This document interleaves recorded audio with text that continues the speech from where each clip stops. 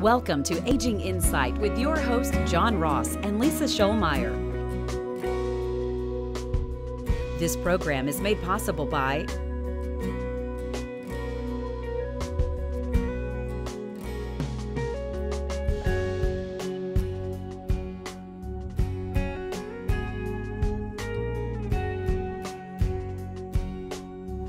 Welcome to another edition of Aging Insight. I'm your host, John Ross, here in the studio with Lisa Scholmeyer.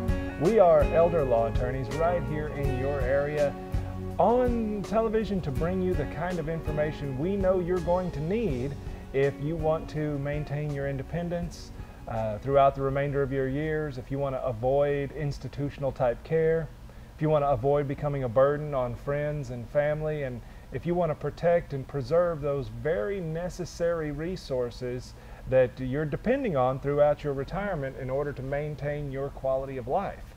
That, Lisa, so often we talk about in our speeches and stuff, we talk about people that have a health crisis, something like a stroke, for example, and then you end up in the hospital.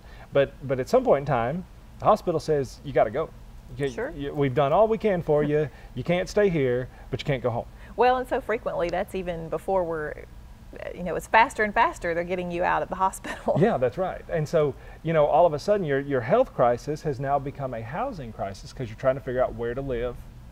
Short-term or long-term. Short-term or long-term. And maybe you want to go home, but it's going to require in-home care assistant, somebody to help cook meals and transfer you from the bed to the bath, or maybe you need assisted living, maybe you need skilled nursing care. What's the difference between all of these? So you've got this health crisis, which has become a housing crisis, and then about the time you decide which one of these you think you want, you find out that Medicare and your insurance is not going to pay for that in-home care person. They've got a home health benefit which will send a nurse out twice a week to check your blood pressure. But that's not gonna get food on the table and get you off the couch and things like that. That you would have to pay privately for at what, $17-20 an hour? Yeah, well. Yeah, depending. Maybe you need assisted living, which on the low end, maybe $2,200 a month. Right. Yeah. High end can be up into the $4,000 or $5,000 range. And then you've got nursing home care, which easily runs, $150 to $160 a day for one person. That's $4,500 to $5,500 a month, and that's in our area.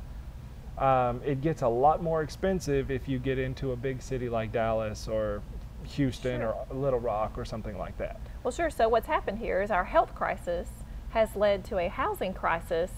And to address our housing crisis, maybe creating a financial crisis.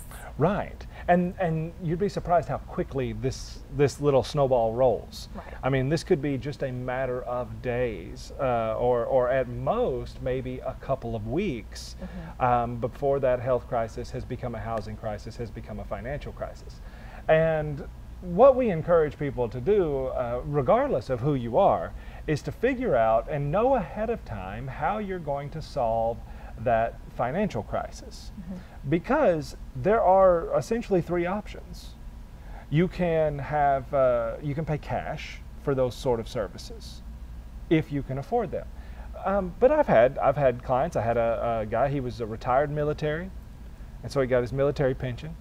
Then he went back to work for the federal government and got another federal pension.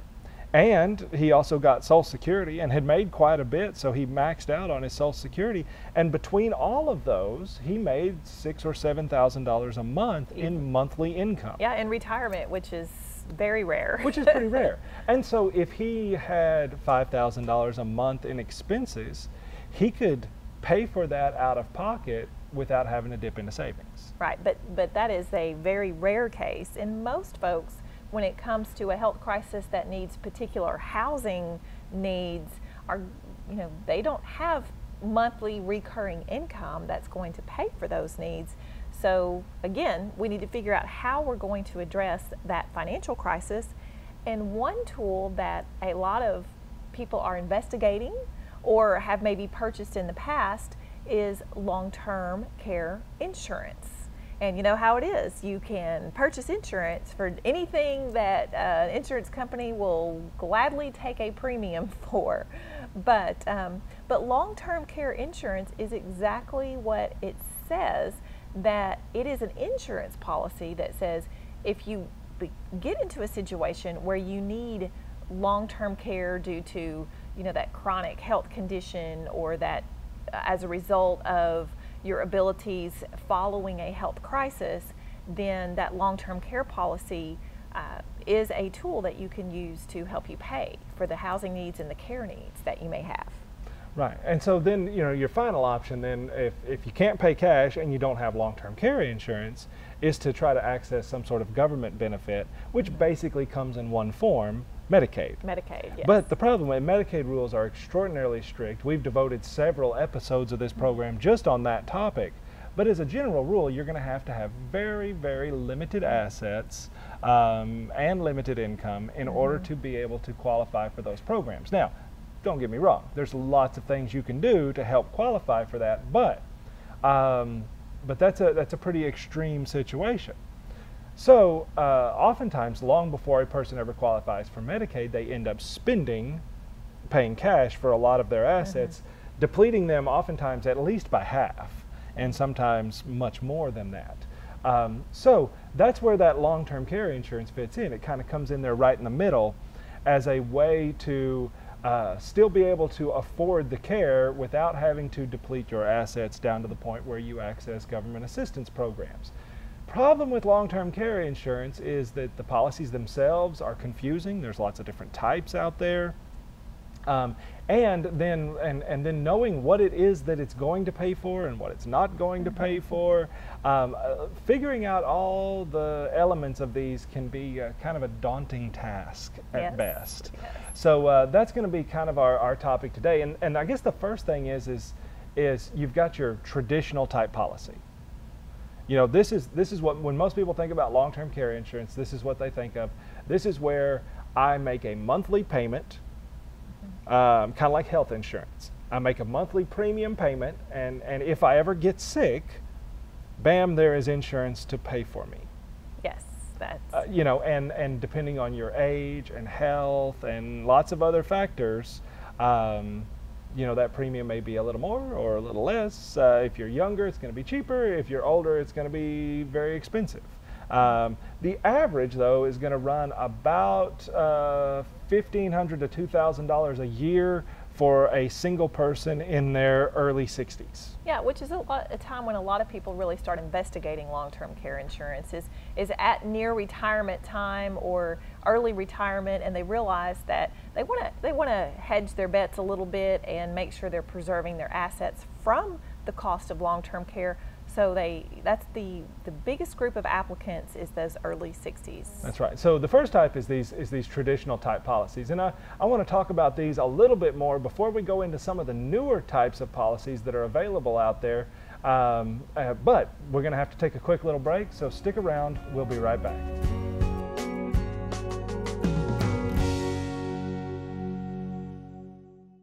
The Wadley Senior Clinic has been such a blessing for our family. Because they specialize in geriatric care, they take the time to really focus on Dad's needs. Their exam rooms are specially designed for seniors, and they offer lab and x-ray on site. With monthly educational programs on health and wellness of the mind and body, our healthcare questions get answered. Best of all, they accept Dad's Medicare benefits. See what the Wadley Senior Clinic can do for you. Wadley Senior Clinic, where healthy relationships begin.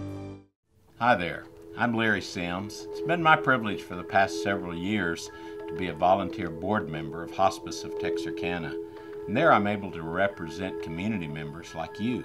We continually customize our end-of-life care to better meet the needs of our community. As an example, our medical director and nurse practitioner still make visits to homes and facilities. Call today to learn more about the help we can give your family. Hospice of Texarkana, the nonprofit hospice established in 1985 for the community, by the community.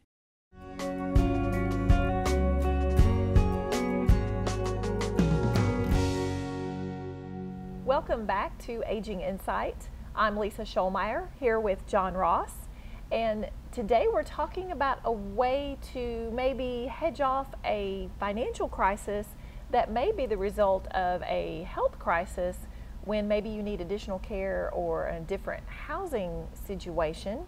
So most folks, John, I think you would agree, want to remain in their home as long as possible. Yep. They want to avoid institutional or nursing home type care. Mm-hmm. Yeah, how many times have you had a client, Lisa, that says, I am never going to a nursing home? Many, many times. Yeah, yes. never, not gonna happen. I'm just not gonna do it. And then when they tell me that, the next question is, okay, what is your game plan to Right. avoid that? And oftentimes it's, well, I've made my spouse promise to never, Right. place me in a facility like that.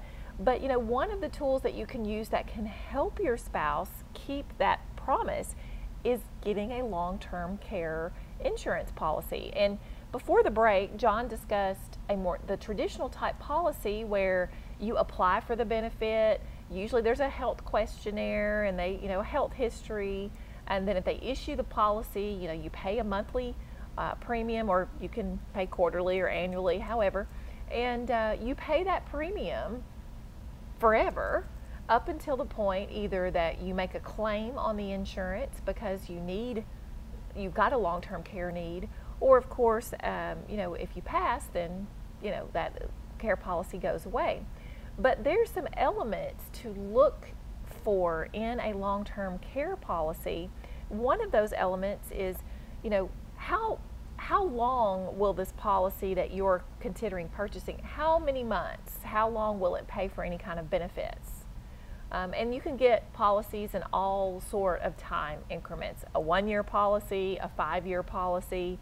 John, back in the day, they used to issue a lifetime policy, although I don't think those are... You probably won't ever see one of those again. Yeah. And don't get confused here, and don't make some mistakes. So, Lisa was mentioning that, you have this monthly benefit. Well, usually it's based on some sort of daily amount. So you've got, maybe it pays $100 a day, and if you're using $100 a day, then it would cover 4 years worth of benefit, or 48 months worth of benefit.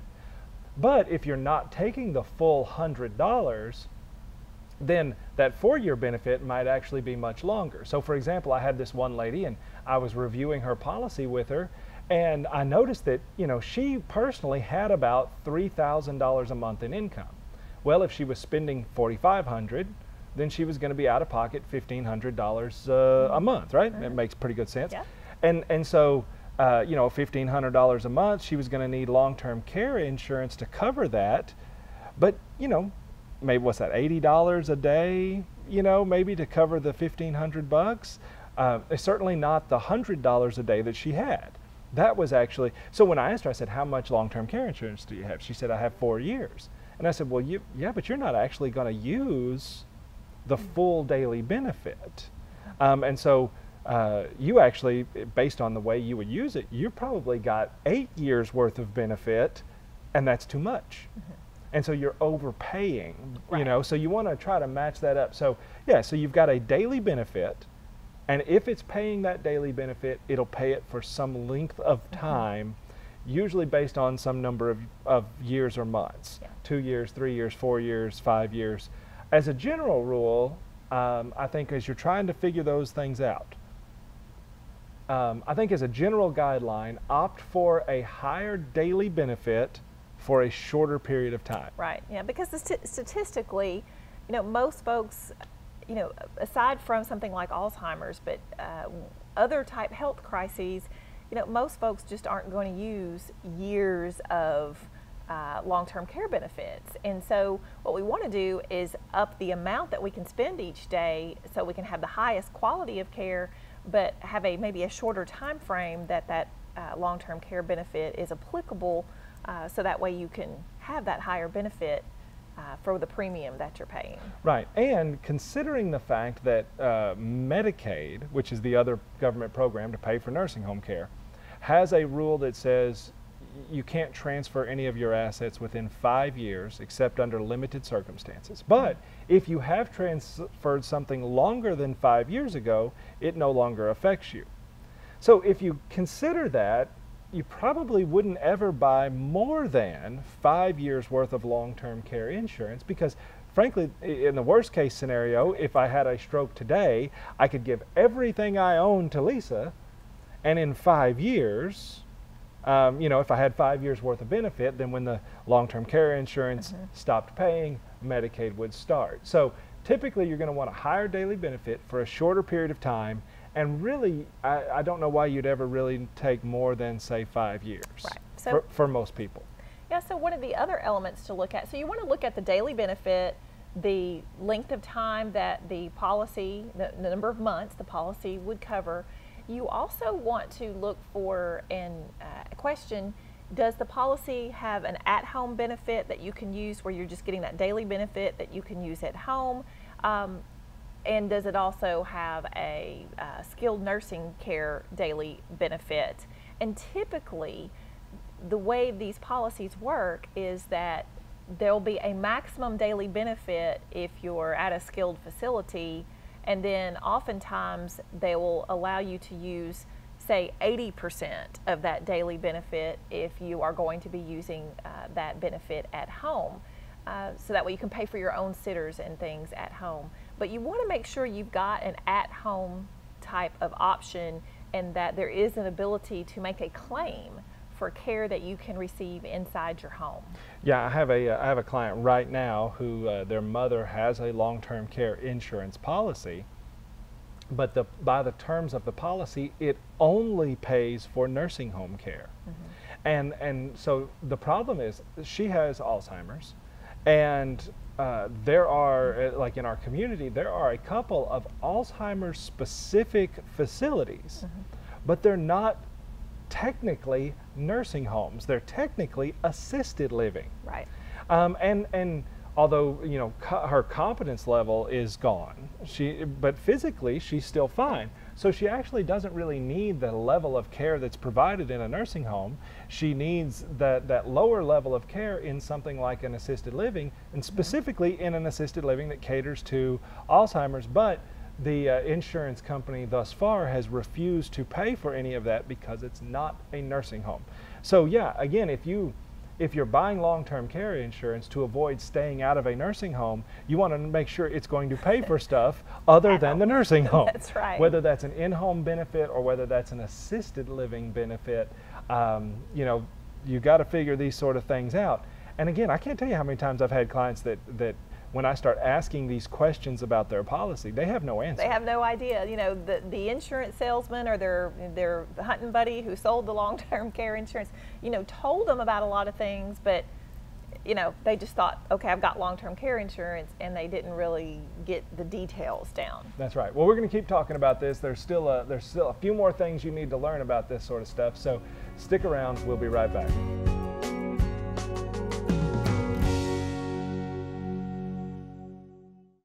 Hi there, I'm Larry Sims. It's been my privilege for the past several years to be a volunteer board member of Hospice of Texarkana, and there I'm able to represent community members like you. We continually customize our end-of-life care to better meet the needs of our community. As an example, our medical director and nurse practitioner still make visits to homes and facilities. Call today to learn more about the help we can give your family. Hospice of Texarkana, the nonprofit hospice established in 1985 for the community, by the community. As things get older, they require more care. This car and I have seen a lot of miles together, but because I take care of her, she runs just like she did in 1955. That's why I chose the Wadley Senior Clinic, with an individualized care plan designed just for me and a convenient location off Jefferson Avenue. They have everything to keep me running like new. It's not about the miles, it's about the journey. Let the Wadley Senior Clinic keep you happy, healthy, and cruising down the road of life.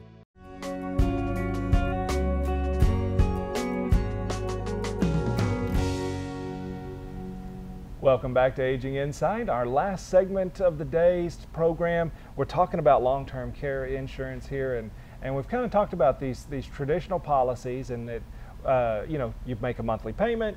If you ever need it, you get the benefit based on whatever the terms of that contract are. And the terms of that contract are going to be whether or not, you know, how much it pays on a daily basis, But then also how long, if it's paying that $100 a day, how long will it do that before it runs out?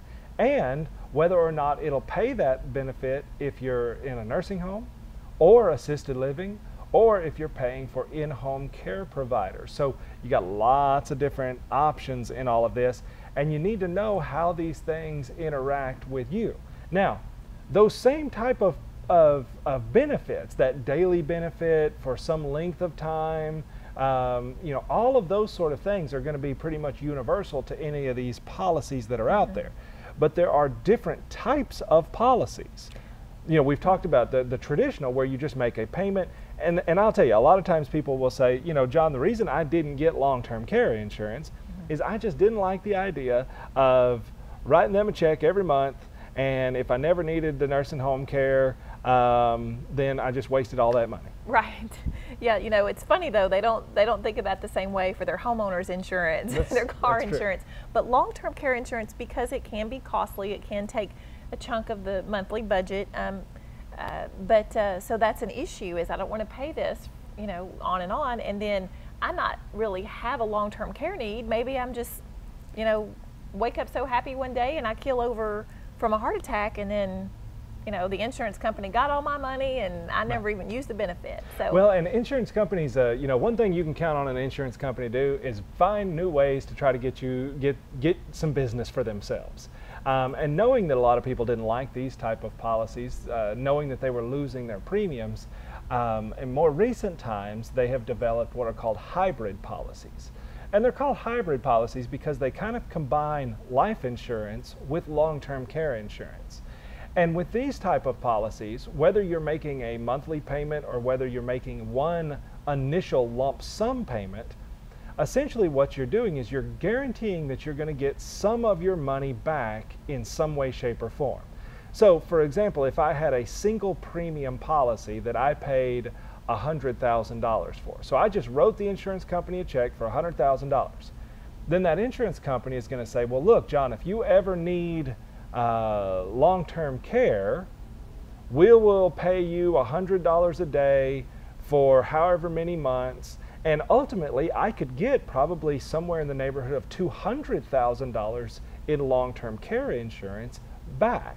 So my $100,000 investment has turned into $200,000 or $250,000 worth of potential long-term care benefits. But let's say that I never need that long-term care insurance. Well, in which case, the policy acts like life insurance. And so I gave them $100,000 and I die, never used any of it, and so my heirs get $125,000. So, you know, it's one of these things where I'm never really out completely.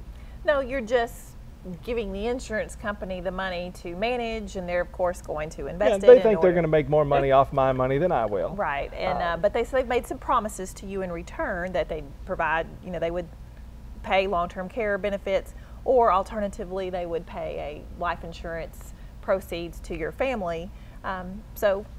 Yeah, so these can be pretty good. These are much more common policies that we're starting to see now. These are the kind of things that people are more likely to be investing in as opposed to traditional.